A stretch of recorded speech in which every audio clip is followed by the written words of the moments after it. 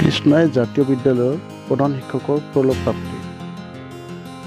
গোৱালপাৰা জিলাৰ কৃষ্ণা আৰক্ষী থানাৰ অন্তৰ্গত মোল্লাপাৰা নিবাসী সৰ্বৰহী যুৱক নুৰ আফৰোজ আলমৰ আজি নিচেই পুৱা 4:05 নিজ বাসগৃহত প্ৰলোভ প্ৰাপ্তি ঘটে।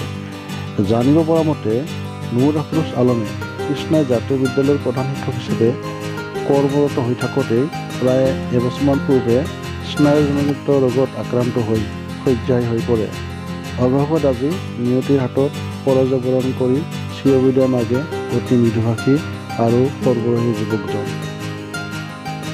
মৃত্যুৰ সময়ত 2 পুত্ৰ সন্তান আৰু পত্নীক ইহসংসাৰত এৰি গৈছে সৰ্বৰহী যুৱকজনে। কৃষ্ণাইৰ পৰা কন্দৰ্প কুমাৰ দেৱনাথ, ইণ্ডিপেণ্ডেণ্ট অসম 24।